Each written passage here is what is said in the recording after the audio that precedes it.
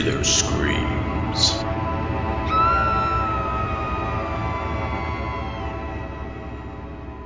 Greetings, ghouls and creeps, and welcome to Listen to Their Screams, a horror podcast. I am one of your hosts, Dave. I'm joined as always by the other host, Ike. Ike, how are you? I'm doing stupendous. I'm doing stupendous. I think that's a word.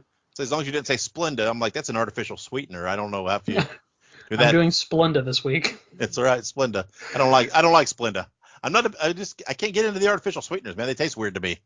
I don't know. I tell the difference. Maybe if I drank them long enough or use them long enough, I would. But I don't use a lot of sweeteners. I know we're way off track here. Right off the bat, this has nothing to do with anything. But I pretty much drink my coffee black, so I don't really use sugar or anything anyway. So, but to me, if you got good coffee, fucking you don't need anything in it. True. But anyway, so let's just to be completely transparent with our listeners, Ike, let's kick this off. This episode that you're listening to now will be released on Thursday, January 26th. This episode was pre-recorded well into advance of our normal schedule because this is the first of two episodes where Ike and I are on fucking vacation. So, Ike, if you were actually answering in the present as of January 26th, the day of, you'd be very fucking good because you'd be starting your vacation, as would I. And so we would be doing really good. So, so anyway, but in the magic world of whatever podcast illusion, we're recording this well in advance because hey, that's what we're doing. We're committed to you, our listeners, and we are pre-recording episodes so that you do not miss this gripping content because everybody in the fucking horror world wants to know that Dave drinks his coffee black. But anyway, but we do thank you for listening. We hope you're still with us and I haven't already lost you in this episode.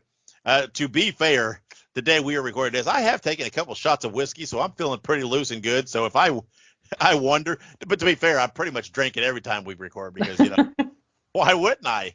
And if this was actually January 26th and we're into, well, maybe not on January 26th, but a little further into vacation, I'd be drinking a whole lot more. But anyway, thank you for joining us. Thank you for listening to us. Wherever you do, make sure you subscribe to us. Rate, review, follow us, share. I say it every week, but thank you for doing those things. Make sure you follow us on social media. We are on Facebook, Twitter, Instagram, TikTok, and Letterboxd. All you have to do is look up Listen to Screams. That is Listen, the number 2, and Screams, all one word, and you will find us. Thank you to Kayla and Monica. We say it every episode, but it bears repeating because as I ramble on about black coffee and being drunk, it just has to test the patience of being my wife. So thank you, Monica. and and thank you, Kayla, for everything you do, for all your support, all your help, and everything we do. And we will mention it again later. But as always, we like to say right up front, we are giving a spoiler warning because we do discuss movies. And in the course of those discussions, we may spoil something. And in particular today, Ike, we're going to be reviewing Sick, which is a new release on Peacock that we watched for this episode. And so that's like I said, that's our main review today, but we're going to talk all kinds of things. So Ike, as we record this, what's going on? Anything new in the world of Ike? Anything new you're watching? Let's see. I watched a couple different things. Just a fair warning for people, since we are recording these a little in advance, are what I've watched maybe a little skimpy. But well, here's the thing. We're going to talk about what we watched now. This is going to be fucking confusing because the episode before this one, I don't know. It's going to be weird. The episode, one of these episodes, there's not going to be any what you watched because we're like, it's going to be a repeat. So right. Anyway, maybe they're not tuning in for what we watched. So who knows? True. So go ahead. What'd you watch?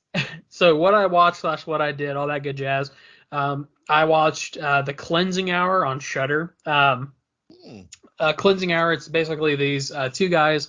They do a webcast, sort of like a web series, where they do quote unquote exorcisms, but they're actually just elaborately staged hoax. But people believe it. They sell merchandise. But basically, one of their people who are supposed to show up and be possessed, they don't show up. So they pull somebody from the crew.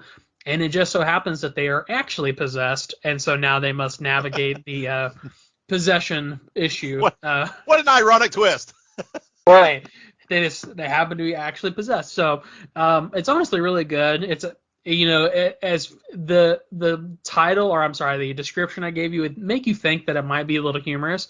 But honestly, it's a very like they keep it very serious. I really enjoyed it though. So if you like haunting movies, possession movies, this one's a pretty good one.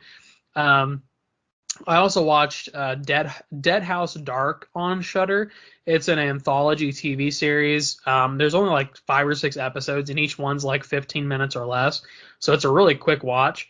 But basically, they're just like a quick little snippets, little bites of horror, if you will. And most of them are really good. There were like one or two that kind of lost me. It is an Australian like show, so you do kind of have to get beyond the Aussie accents. I'm kidding. I love the Aussies. Then lastly, I watched Hellhole on Netflix. It is a foreign language film. It's in Polish, but it was pretty good. Not as good as the other two, but as far as foreign language films goes, I have seen better. But this one was pretty good if you like the demon-esque mystery type movies. Other than movies, I actually recently went back and started playing the old Doom games. Oh, Yeah, they're on Xbox Games Pass, so I would say Doom is probably one of the earlier horror games, that really found popularity. Doom is widely, like, I would say it's probably one of the biggest foundational, like, video games for, like, all future video games. A lot of future video games pull some tropes from that.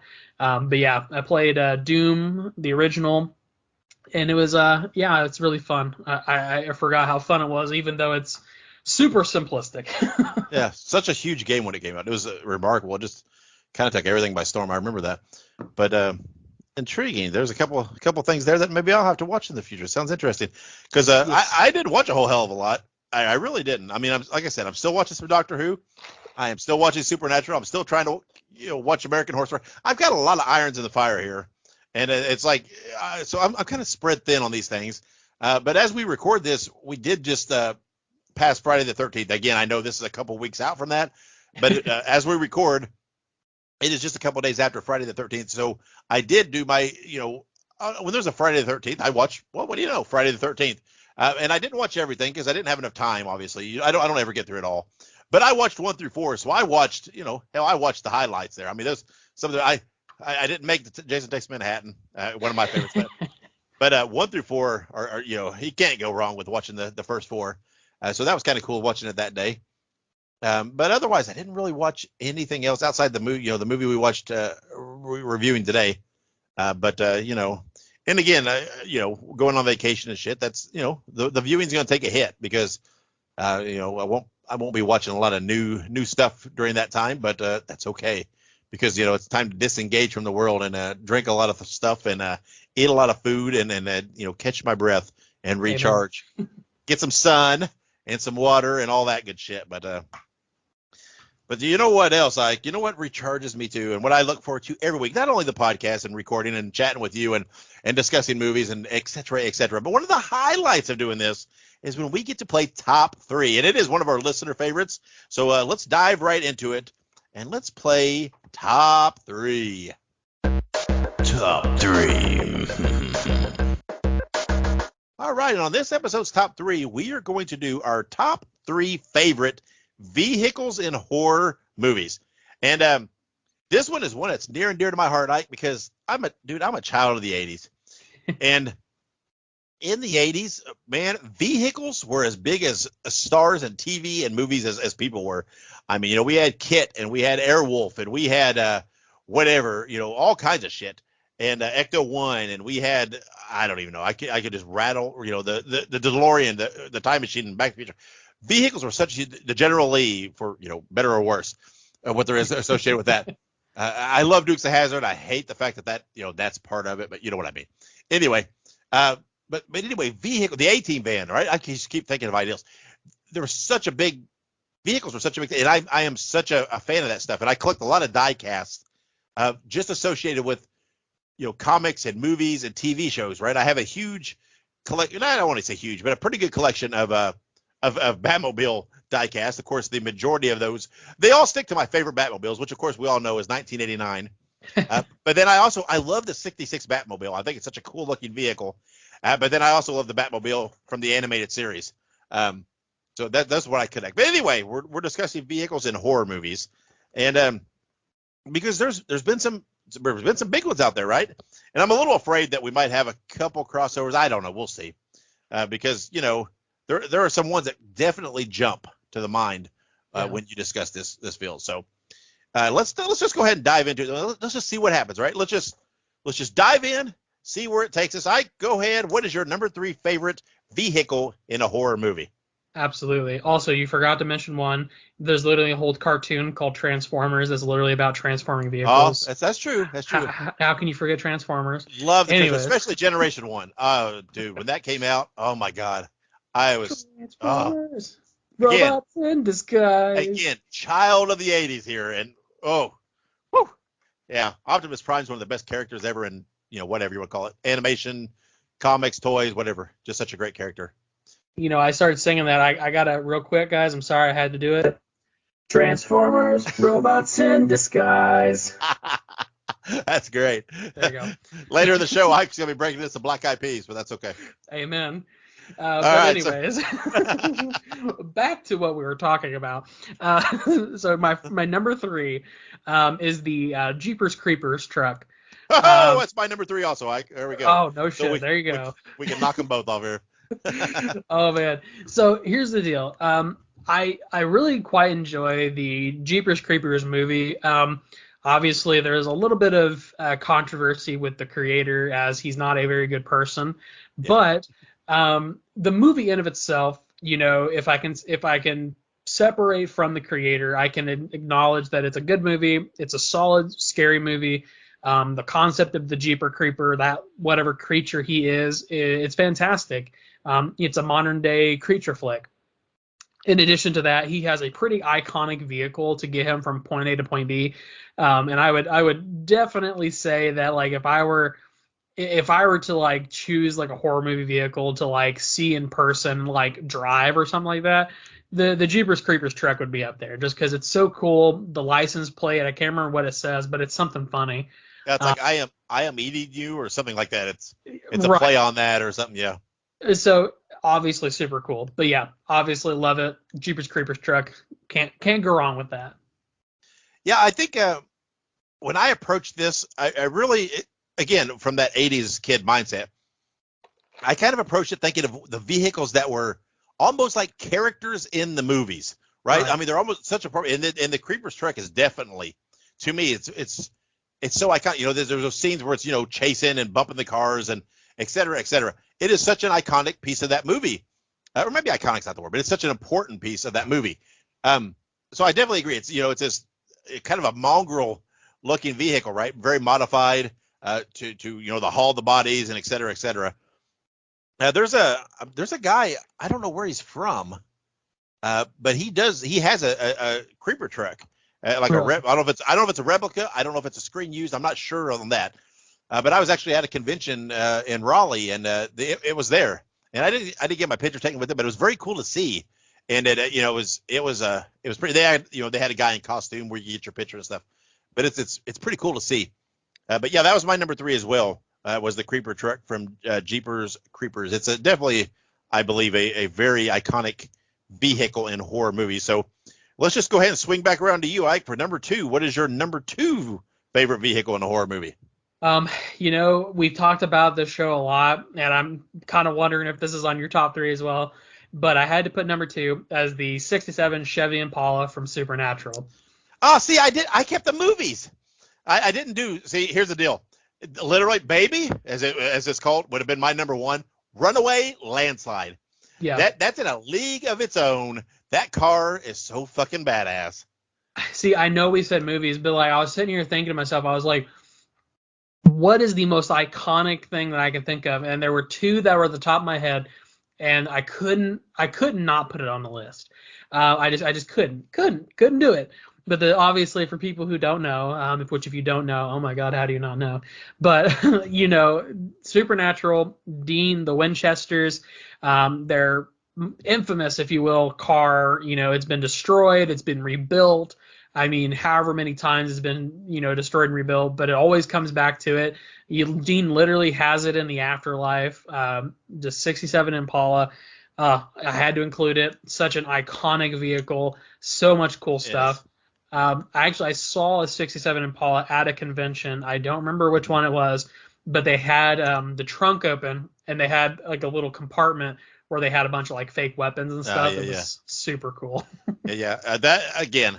Like I said, I stuck to movies. If I was taking in TV, that would have been my runaway number one. Because as I've said so many times, I'm such a huge Supernatural fan. And here's the thing: anybody out there who's ever on the fence about watching Supernatural, don't get caught up on it being like a CW type show or whatever, because it's Right. not your atypical CW show. It is a great, great movie, especially if you're a fan of horror and monsters. It is such a great series.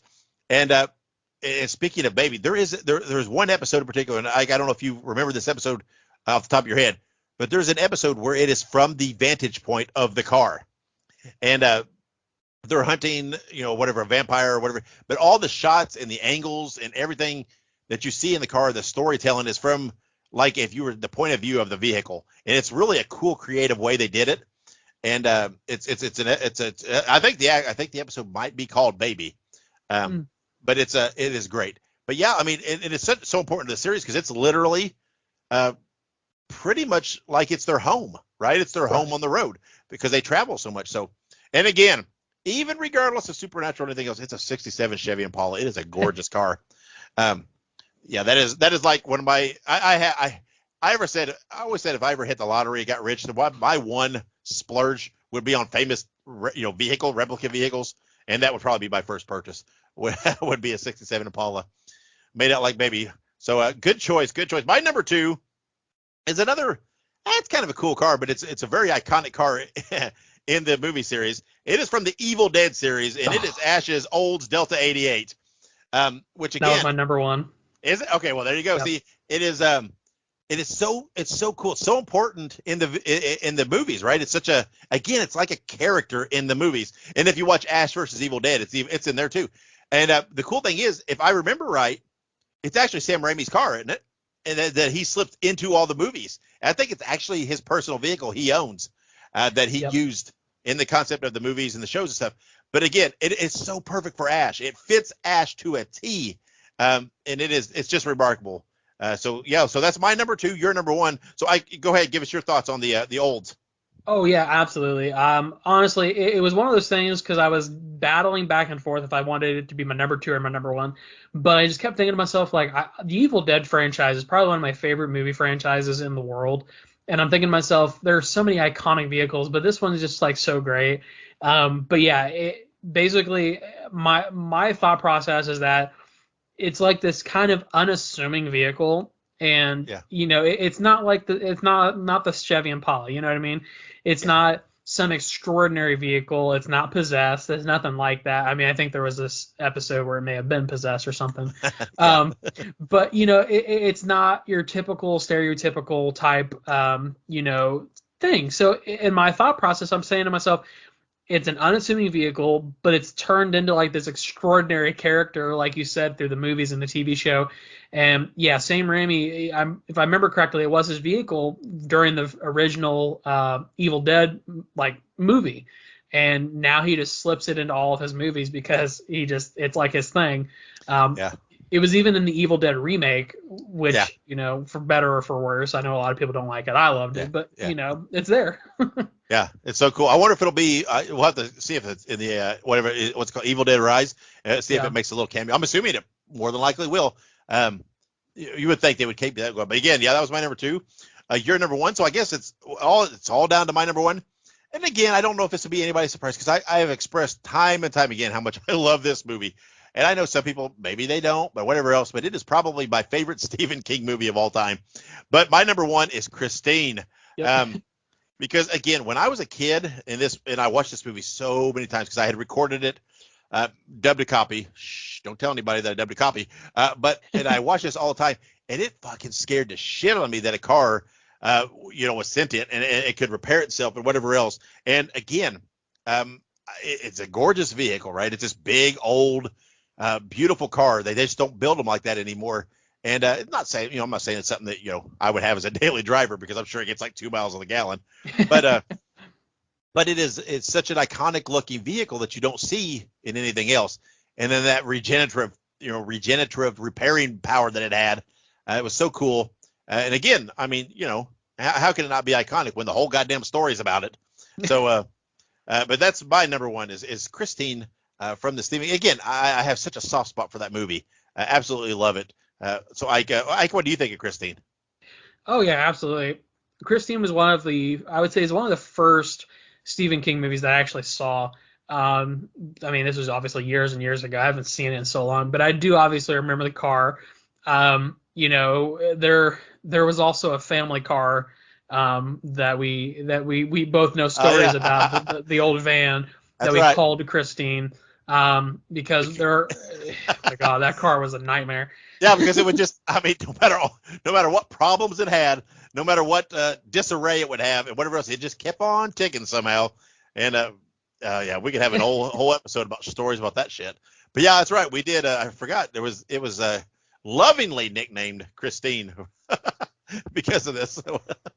Good It Lord. was not But, a cool car. It was a stupid ass minivan. But anyway. that's what I was gonna say. It was a minivan, so it wasn't as cool as Christine, but it does have a little bit of personal significance. Yeah. But yeah, absolutely, Christine's a great movie. It's I would say it's probably one of the more tried and true Stephen King movies. It also is one of the few that I feel like holds up in modern time because a lot of those movies, they were so low production. But like I felt like Christine didn't feel that way. It felt like a movie. And yeah, absolutely. If you haven't seen it, I would obviously recommend it. Stephen King's a very hard director to say like, yeah, no, this is not like a good movie because pretty much everything he's involved in, it's pretty good.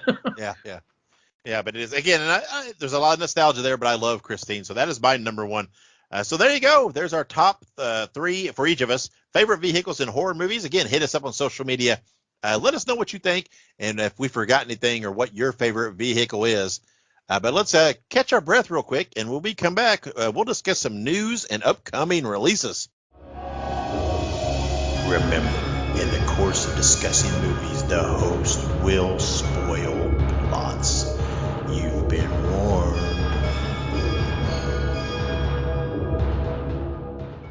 All right, we are back here on Listen to Their Screams. Now let's real quick just roll through some news and stuff. A point of interest here coming up is a convention. It's called Mad Monster Party Carolina, and it's February 17th through 19th. It's at the Embassy Suites by Hilton in Charlotte, Concord, North Carolina. If you don't know, Concord, it's kind of a suburb of Charlotte. You can find more information at madmonster.com. Some of the guests include Robert Englund, Peter Criss, and Dylan McDermott. Man, I want to go to this so bad, and I may have to. It's not that far from me. Again, I want to see Robert Englund, but fucking Peter Criss, the original drummer for Kiss, is going to be there, and so that's like, man, it's like you're hitting all my all my boxes on this one. But this is described as 3 days of madness at Embassy Suites Concord Mills. Meet celebrity guests, attend Q&As, professional photo ops, shop with our merchants of Macabre and all over the country. Kill your favorite songs at Scarioke, which they're describing, their scary karaoke, and enter costume in our contest for cash prizes. Again, we like to plug conventions because conventions they're amazing. They're so much fun. They're there. You're hanging out with like-minded people who have the same interests as you, and you're seeing lots of merchandise and panels and guests and stuff that's right on. Conventions are just a spectacular thing. So we like to hit up those. It's some merchandise news. Fright Rags is releasing a board game based on Halloween 2 later this year. I think we might have mentioned that once before, but it's going up for pre-sale pretty soon. That's pretty exciting. I'm pretty much on board for anything on those early Halloween movies. I'm intrigued by what a Halloween 2 board game would be like. I love board games. So this will probably be something that I might try to pick up and coming up. So, and again, let's talk some upcoming releases. We don't really have any birthdays or anything for this episode, but some upcoming releases. On Paramount Plus, coming out on January 26th, is The Wolfpack, starring Sarah Michelle Gellar, who, of course, is Buffy from Buffy the Vampire Slayer, Arthur Garb, and Bella Shepard, who was in The Witch Hunt. It is described as a teenage boy and girl get their lives changed forever when a California wildfire awakens a terrifying supernatural creature. As the full moon rises, all teens come together to unravel the secret that connects them. Ike, have you heard anything about the Wolfpack? I've already heard mentioned, and the only reason I've heard it is because of Sarah Michelle Gellar being involved in it. I'm pretty stoked to see her in anything back in the genre at all. Yeah, absolutely. I've actually not heard anything about this, but when you said Sarah Michelle Gellar, that obviously immediately piqued my interest. Sarah Michelle Gellar, I feel like I haven't really seen her in much lately. I think the last time I had heard she had been kind of taking a break from acting, so it is very cool to like see her be back in it and like doing stuff again, especially horror movies. She had some pretty iconic roles way back when, and obviously Buffy the Vampire Slayer is I would say probably one of the more iconic TV shows of the '90s. So yeah, absolutely. I think I'd watch this for sure. Yeah, and then coming out January 27th in theaters is called Infinity Pool. A rich couple are on vacation in Tolqua, at an all-exclusive island resort. But outside the hotel gates lies something more dangerous. Starring Alexander Skarsgård and Mia Goth. Ike, I know you're a big fan of Alexander Skarsgård, so I'll venture to guess that you're going to try to watch this just based on him being in it alone. Oh yeah, absolutely. I'm a huge fan of the Skarsgårds. Alexander Skarsgård, I would probably say, is my favorite Skarsgård if I had to choose one. Honestly, just a pretty cool guy overall. I mean, he's super nice in real life, but also does a lot of really cool movies. But obviously, in addition to him being in this movie, you also have Mia Goth. Mia Goth, of course, man, she's just doing so much cool stuff. I mean, X, the other movie, Pearl. She was in a bunch of other stuff too. I was actually going back through and looking through her film history, and I'm like, wow, she was in stuff that I didn't even realize, like A Cure for Wellness, which was from years and years ago, which was really good. But yeah, the point being is I will absolutely see this movie. I saw a trailer for it actually the other day when I went and saw, oh Lord, what movie did I just see? Megan? Yeah, Megan. There was a little teaser before that, and it looked pretty good. It looked interesting. I was very confused, but I was like, yeah, I'll give it a watch. Yeah, and also coming out on January 7th in theaters is the movie Fear. It's a weekend vacation turned sinister when a group of friends must confront their worst fears one by one. Starring Ruby Modine and Joseph Sikora. I've not heard anything about this movie, Ike, but again, I'm always happy to see anything horror related coming to theaters, and hopefully, it succeeds. I'm not sure that this will be something I'll go see in a theater, but hopefully it'll hit streaming pretty soon. Have you heard anything about Fear, Ike? This is the first time I've heard about it. I have not seen a trailer or anything for it, but I will say this: I like Ruby Modine. For people who maybe don't know, Ruby Modine, she's in Happy Death Day, but she's also in Shameless. Shameless being the TV show. She's in a bunch of other stuff too, but I know her mostly from Shameless and Happy Death Day. But yeah, absolutely, I'll go see it. Maybe not in theaters, but like you said, I'll probably wait for it to come to streaming unless I see a trailer and it really wows me. Yeah, and then also coming out January 27th. Boy, it's a big week for horror movies. Is Unwelcome. It's coming out on Tubi though, and there's a talk that it could be even released earlier than the 27th. Says a couple escape their urban nightmare to the tranquility of rural Ireland, only to hear stories of mysterious creatures who live in the gnarled ancient woods at the foot of their garden. Excuse me. I've not heard anything about this movie, Ike. I'm not real hip on the keep up on the movies coming to Tubi. I just catch them here and there. I might see this or whatever else. But one other movie though that's coming out also on January 27th that I know is going to be a big thing supposedly, and I didn't put this on the list. I just come across it before. Coming to Paramount Plus on January 27th is Teen Wolf the movie. So do you watch the Teen Wolf series? Have you watched the Teen Wolf series? Do you know much about this movie? I'm not real hip on it. Yeah. Unless it's got Michael J. Fox in the starring role. I'm not real big on the Teen Wolf stuff. What do you know about Teen Wolf the movie coming out? Not a damn thing. I've never seen Teen Wolf. I've always heard that it wasn't like a bad show or movie. I've always heard that it was just kind of cheesy because it was, if I remember correctly, it's like an MTV show, if I thought, or something like that. It was like a teen show, Yeah. But I'd probably have to watch the TV show to even understand the movie, I would assume. Yeah. But I have heard from people that I have seen that like Teen Wolf that they're pretty excited about it. So I will say that it does have, just upon initial look here, it has Seth Gilliam in it, who is Father Gabriel from The Walking Dead. So Oh, that's pretty cool. there you go. But yeah, I don't know. I don't think it'll be something I'll watch again. I don't know anything about the series. Like you said, it seems a little too teeny for me. So it's never I've been through. But yeah, who knows? Again, hopefully it's successful because again, anything within a genre, even if it's kind of on the outskirts, I kind of hope successful to keep studios and such and production companies interested in the thing. So let's take a break, and when we come back, we'll discuss our review on the movie Sick on Peacock. So stick around. Listen to Their Screams is now a Fangoria collaborator. Get 20% off your order at shop.fangoria.com by using the promo code LISTEN2SCREAMS at checkout. That is listen, the number 2, and screams. Or you can click the link in the show notes. All right, here we are back on Listen to Their Screams, and we're going to discuss Sick, which just came out on Peacock. The movie says, while quarantining at her family's lake house during the pandemic, Parker and her best friend, Mary, are threatened by an unexpected visitor. Starring Gideon Adelin from The Craft Legacy and Dylan Sprayberry from Teen Wolf. There we go. And it's written by Kevin Williamson, The Vampire Diaries, and of course, the writer and creator, so to speak, of Scream. If you notice, he wrote the first one. I think he had a writing credit on the second one, but he gets credit for every Scream movie because it always says characters created by Kevin Williamson.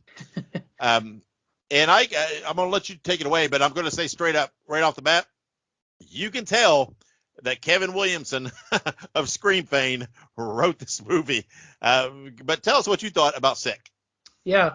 So I really obviously let me preface by saying I didn't watch any trailers before I watched this movie.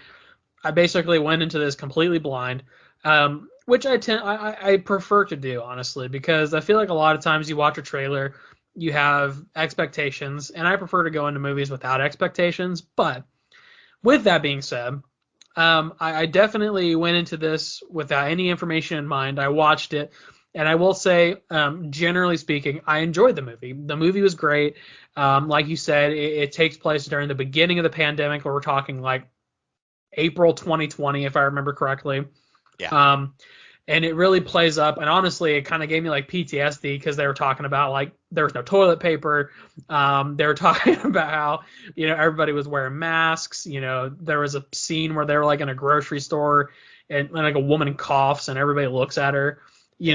So it was definitely like I 100% remember when this was like how we lived life, and obviously COVID's still around and everything, but it's not nearly as much of a issue as it was in the 2020, 2021 era. But the movie definitely played up on the COVID aspect, I feel like, especially as you got to the end of the movie and you realize why these people were, killing people. And obviously, spoiler alert, I think Sick is kind of a misnomer. I think that it could have had a better name. Honestly, I was telling my wife, I was like, I think a better name for this movie would have been like Contact Tracing or Yeah. or Tracing or something like that. Because basically the reason that the people, and again, spoiler alert, the people that are killing them is because their son got COVID from one of the people that are in the house. I won't tell you who or how, but one of the people gave this person COVID and they died, and they did the contact tracing and they found out who gave who COVID and then killed them. So yeah, and like you said, you can definitely tell Kevin Williamson had a hand in this. The iconic hunting knife was in this movie, which I definitely picked up on, but also I felt like the way that the killer acted was very similar to how the killers in the Scream movies acted. They're kind of clumsy and they stumble over stuff and they seem almost unbeatable until you really, really kill them, So yeah, I liked it. There were some things I didn't like about it, but overall it was a fairly good movie, I'd say. Yeah, I enjoyed the movie. It was, again, it was an hour and a half, so it was, didn't overstay its welcome. It was, as a slasher movie, it was enjoyable and fun to watch. I did sit there through the movie trying to, I tried to figure out what is going on, who's the killer, where's it at, and again, you said a million times, spoiler. I knew it had to probably had something to do with that Instagram video they were showing at that party, right? Yeah. And so I kept wondering, oh, is it the little boyfriend guy that she was quote unquote kind of seeing? Did it have to do with him? And then this and that, and so I was trying to figure it out, and it's kind of clever the way they went with it, and I do have some qualms about the movie though, right? Number one, I think the movie would have been more impactful had it come out, I don't know, a year and a half ago. Yeah. and I understand there were situations, but if it had been a little, and I don't want to sound a little coarse in this, but if it had come in just right on the heels of the height of the pandemic, it would have been more impactful. It would have had a little more shock value, I think. But that, whatever, that is what it is. And again, I think while it was enjoyable, I think my biggest hang up on this movie is that, man, it really felt like a Scream movie. Yeah. The killer, I mean, you could just picture Ghostface in the place of the killers. Like you said, the knife. They were dressed in black, which, kind of leads to the same thing. The constantly seeing them in the background and the movement in the background and the sneaking in the scenes and stuff. It was all very Ghostface like. And so, and again, I know, right? Kevin Williamson wrote both. I get that. And, but it really felt like the same format for the Scream movies, right? Even down to there's the twist on who the killers were because of, what happened in the past, something, that this, whatever, this critical event or this dark event, there's someone dying and something happened in the past.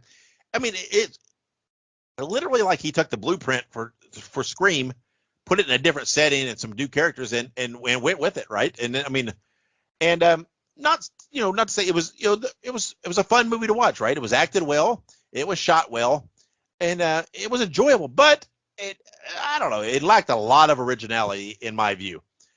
For a movie going straight to streaming, maybe that's not such a bad thing, right? I mean, it's Right. It's you're not expecting the box office on it, but it maybe could have had a little more originality to it, but I did enjoy it. I think the highlight of the movie for me was the mom and towards the end of the movie. I think she stole the movie.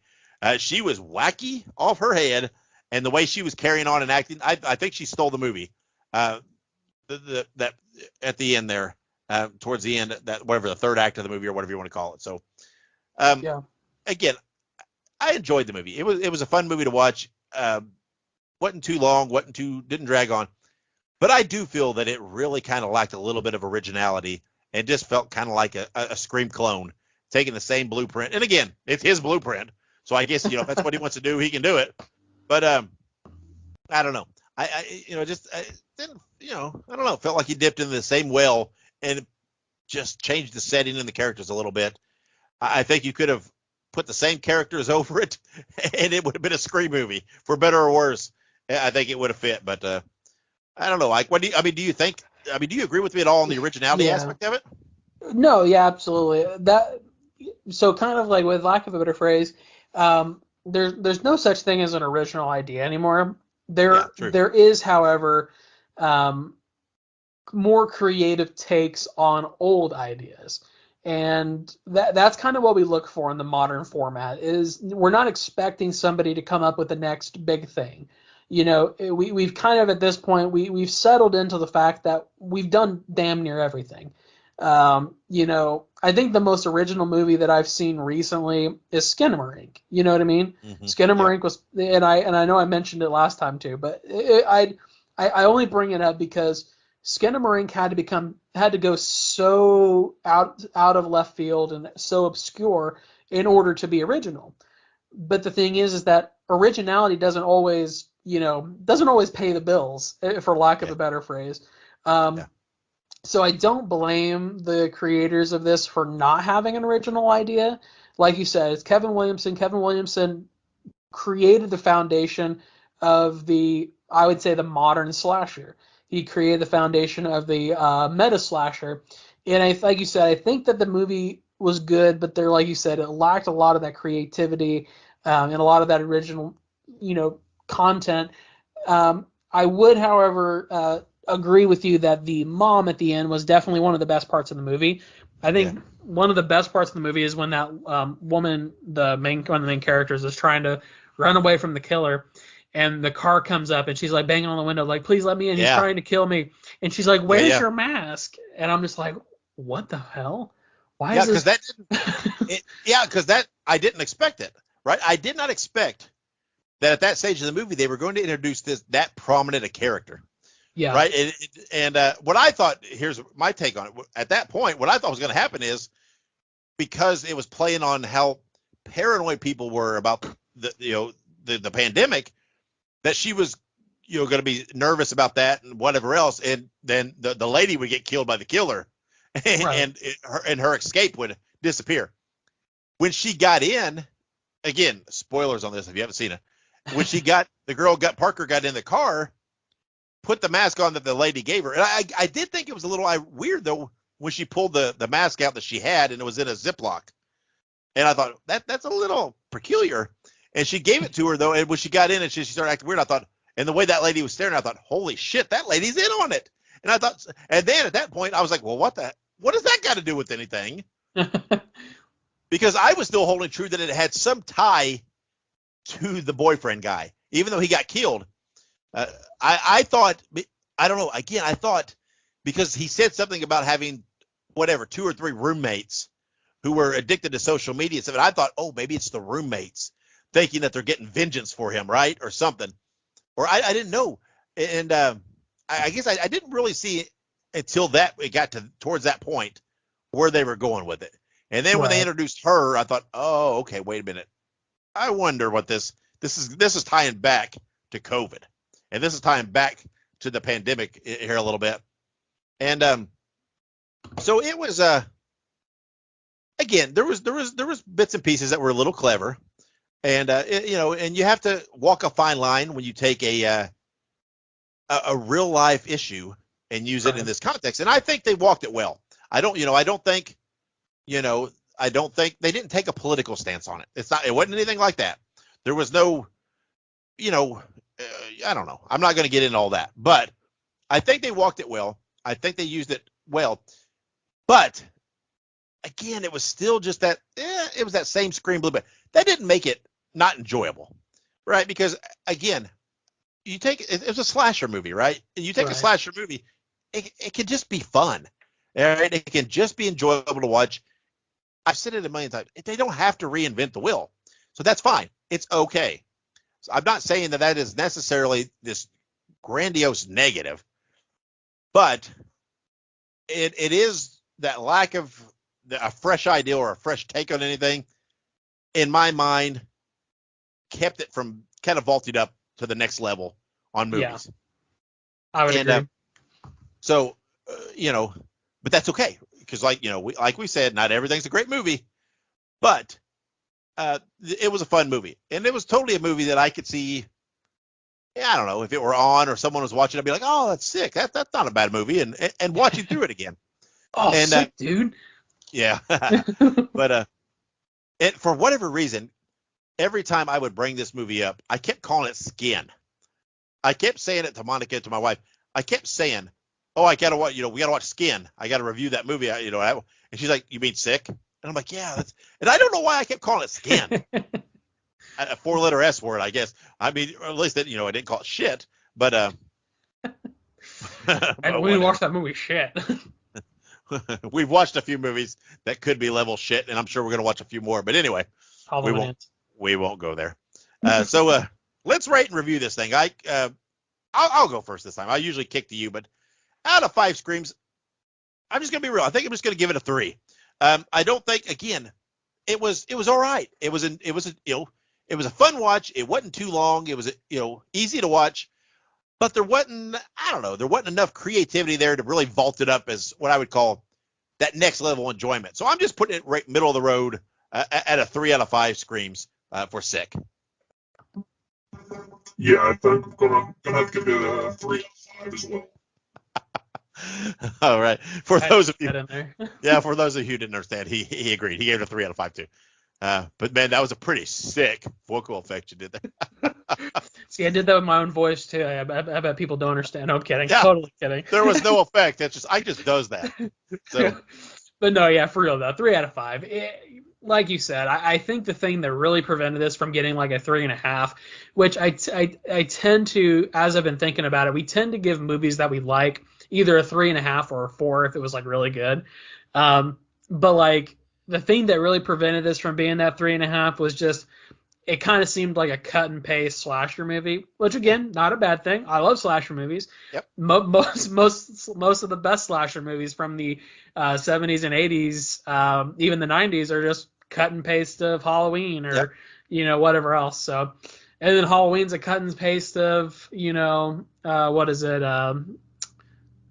Oh God, what's the movie with Jamie Lee Curtis's mom in it? Psycho. Yeah, So I mean, yeah, it is what it is. But this one just kind of lacked that originality. So 3 out of 5 for me. That's where I'll put it. Yeah, I mean, again, I agree. It was an all right watch. It was fun, but just didn't it didn't have that it factor that really pushed it up the next level to me to really set it apart as one of those of the echelon of slasher. Right, there wasn't it didn't have some iconic killer that you can throw on a poster and it's gonna be like, oh, there's that guy, and didn't have that. And I'm not saying you have to have that, but there's just nothing that to me that set it out above the pack. But I do enjoy slasher movies, so I did enjoy the movie.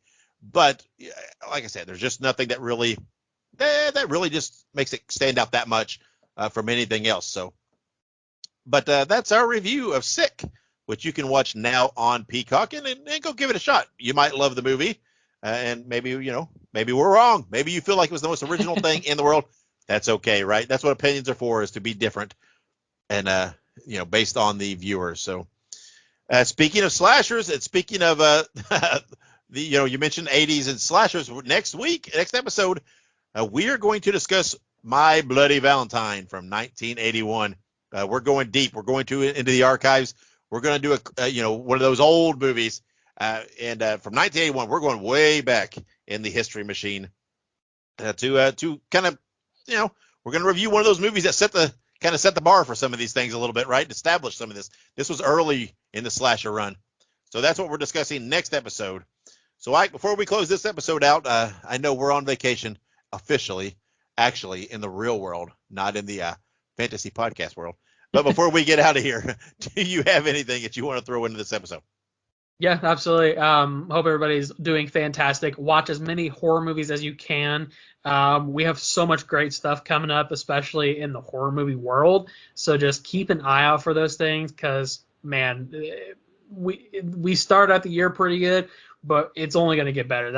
I have to reiterate that every time, because holy crap, there are some good movies that are about to come out that I'm so excited for. Absolutely. It's going to be another big year. We talked about 2022, but 2023 is going to be good too. We rattled off a bunch of titles earlier. Go watch some of those, and then go watch Sick. Right? Again, it's not a bad movie. It's a fun movie if you're into slashers. It's not that it's an enjoyable watch. So make sure you follow us on social media, subscribe to the podcast wherever you listen, and until next episode, wherever you go and whatever you do, be good, be safe, and have many pleasant nightmares.